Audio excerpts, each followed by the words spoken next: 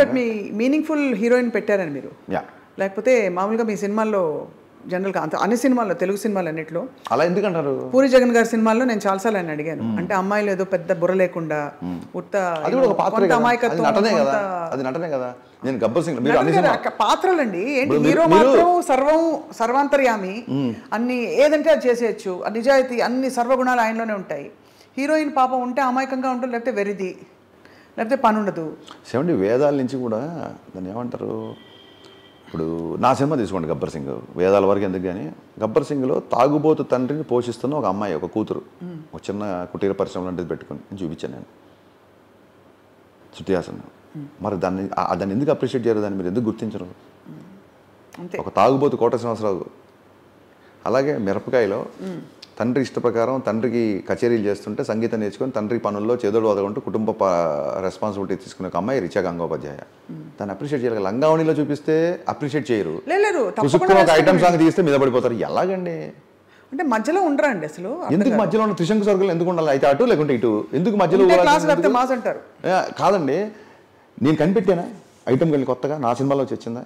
విశ్వామిత్రుడు తపస్సు చేసుకుంటే మేనకను పంపిస్తే డివేట్ అయిపోతాడు అనేది మన ఇతిహాసాల నుంచి వచ్చింది. సో మీరు అన్ని ఇతిహాసాలు పాటించాలి అంటారు, ఇతిహాసాలు పాటించడం గొడవ చేస్తారు. ఎలా అండి, ఎక్కడికి వెళ్తాం? మీరు అంటే తీసుకోవాల్సిన తీసుకోకుండా మేనక ఒక్కటి తీసుకోవాలి. అలా తీసుకోకూడదు అసలు ఎందుకు రాశారన్న?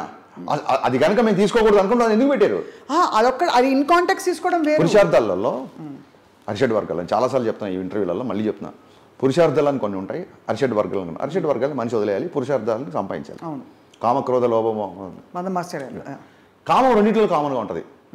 పురుషార్థాల్లో ఉంటుంది, వదిలేసుకుని అంటే సంపాదించిన దాంట్లో కామం ఉంటుంది, వదిలేసిన దాంట్లో కామం ఉంటుంది. అంటే కామంకే ఎందుకు ఆ స్పెషాలిటీ ఉందంటే దాన్ని తీసుకొని వదిలేయాల్సింది అని పెద్దవాళ్ళు చెప్పారు. ఎలా వదులుతామండి, కెరీర్తో ముడిపడి ఉంటాను, ఆ విధంగా ముందుకు పోతున్నారు, ఆ విధంగా ముందుకు పోతున్నాం. కాదు అంటే నేను అనేది ఫీమేల్ క్యారెక్టర్స్ని మీనింగ్ఫుల్గా చూపించండి, కొంచెం వాళ్ళకి ఏమైనా పని ఇవ్వండి. ఊరికే అమాయకంగా లేకపోతే అమ్మాయి ఏదో పైన నుంచో బిందు తీయడం చూసినప్పుడు ఇలా కెమెరా యాంగిల్ పెట్టి అందం మాత్రం చూపించే సీన్లు వదిలేసి రియల్ పర్సన్ అంటున్నావు. ప్రకృతి స్త్రీ అందంగా ఉంటుందని కవులు పండితులు నేనేమంటే బచ్చాకంటే ప్రకృతి మగాళ్ళు అందంగా ఉంటారని రాశారా? Beautiful. With all due respect, మీరు చక్కగా మంచి సర్వగుణాలు ఉండే ఒక అద్భుతమైన అన్నిటి అంటే సూమోలు కూడా చేసే హీరోయిజం చూపించి ఒక బోండాని చూపించండి సినిమాలో. వై డు నీడ్ రవితేజ గారు? బోండా అంటే నాకు అర్థం కదా. ఎవరైనా ఒక అంటే అసలు ఆకారం సరిగ్గా లేదు, మీరు బోండా అని బాడీ షేమింగ్ చేస్తున్నారు ఎవరిని చూస్తారా? రివర్స్లో వచ్చారు. నేను అనేది ఏంటంటే బోండా అంటే ఎవరిని బాడీ మీన్ బై బోండా అని చూపించండి ఫస్ట్ చెప్పండి. Somebody who is cinema end of the day Swapna garu ఎంత క్రియేటివ్ మీడియం అయినా ఎండ్ ఆఫ్ ద డే వ్యాపారం. మీరు అనుకున్న సదరు బోండాకి మార్కెట్ లేకపోతే అతను పెట్టుకోరు. రవితేజకి మార్కెట్ ఉంది కాబట్టి రవితేజ పెట్టుకుని నేను సినిమా మీద పెట్టింది. 100%. అప్పుడు బోండానే హీరో, జై బోండా. మీరు మార్కెట్ ఇచ్చాక మీరు అనుకున్న బోండాతో నేనే చేస్తాను సినిమా. అంతేనా? సూపర్. అయితే అదే అంటే అలాంటి హీరోలు ఇప్పుడు మీకు హీరోల్ని కూడా మీరు యూ చూస్ ద బెస్ట్. అంటే మంచిగా మాస్ మహారాజా, లేదంటే ఒక పవన్ కళ్యాణ్ గారు, లేదంటే ఇంకొకళ్ళు ఆ విధంగా చెప్తున్నాను అనమాట. అది సంగతి. అవును. సో హీరో అంటే ఎవరండి? మీలాగా నాలాగా లేని ఉండే హీరో అంటాం, మనల్ని మించి కొని ఉండడే హీరో అంటాం. సినిమాలో హీరో మీలాగా లేని వాళ్ళు సినిమా అనగానే ఫస్ట్ హీరో ఎవరండి అంటారు. అంటే హీరో అంటే ఏంటి? మీరు నేను చేయలేని విషయాలు, బియాండ్ ఆర్డినరీ. బియాండ్ ఆర్డినరీ, మనల్ని దాటి. Let the heroine also be beyond the ordinary. Definitely. నేను నా సినిమాలో హీరోయిన్ బియాండ్, ప్రతి హీరోయిన్ ఎక్స్ట్రాడినరీ మీరే అంటున్నారు కదండి. బియాండ్ ఆర్డినరీ, ఎక్స్ట్రాడినరీ అంటే ఏంటి? వాళ్ళ కెరియర్ లో ఎక్స్ట్రాడినరీ అయ్యారు. ఎలా అవుతారు? బాగా చూపించకపోతే మీరేం చేయాలంటే అది మీ ప్రేక్షకులు చెప్పాలి, అరే జస్ట్ పూజా హెగ్డేని పాటలు పాడినందుకో స్విమ్మింగ్ పూల్ నుంచి ఒక షాట్ వచ్చినందుకు మీరు చప్పట్లు కొట్టి స్టాండ్ చేయకంటారా? ఈ అమ్మాయికి ఒక ఇండివిజువాలిటీ లేదు, ఈ అమ్మాయికి సినిమాలో ఇది లేదు, ఈ పాత్రను మీరు రిజెక్ట్ చేయండి అని చెబితే అప్పుడు కూడా రచయితలు దర్శకులు ఒళ్ళు దగ్గర పెట్టుకొని మనం ఓన్లీ గ్లామరస్ మీద ఆట ఆడలేము, ఇది కష్టము, మనం హీరోయిన్కి ఒక బాధ్యత పెట్టాలి అని చెప్పి రాస్తారు. బ్లాక్ బాస్టర్లు అయిపోయి వాళ్ళు కోట్ల రెమ్యునరేషన్ తీసుకొని నాకే డేట్ లేవలేని పరిస్థితి వస్తున్నప్పుడు ఇదంతా చూస్తేనే జరుగుతుంది.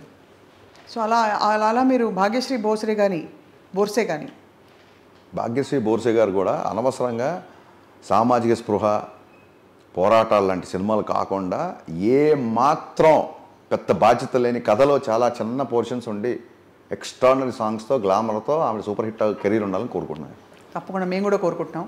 అండ్ హరీష్ శంకర్ గారు అతి త్వరలో ఈ సినిమా రిలీజ్ తర్వాత మళ్ళీ ఉస్తాద్ భగత్ సింగ్ సినిమా మీద వర్క్ చేసి అది కూడా రిలీజ్ చేసి ఇంకా మంచి మంచి సినిమాలు తీస్తారని కోరుకుంటూ మీకు thank you so me much. సమయం కేటాయించినందుకు ధన్యవాదాలు. మీరు సమయం ఇచ్చినందుకు డబుల్ ధన్యవాదాలు. అదే థ్యాంక్ యూ. మళ్ళీ ఆ పాట పాడదాం. ये क्या बात है आज की चांदनी में कि हम खो गए प्यार की रागनी में ये बाहों में बाहें ये बहकी निगाहें लो आने लगा जिंदगी का मजा ये रातें ये मौसम नदी का किनारा ये चंचल हवा कहाँ दो दिलों ने के मिलकर कभी हम ना होंगे जुदा.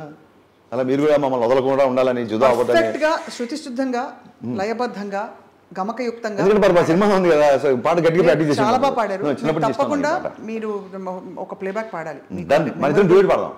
తప్పకుండా మన ఇద్దరం డ్యూయట్ పాడదాం. ఆ విధంగా ముందుకు పోదాం. Very good. ఆ విధంగా ముందుకు పోదాం.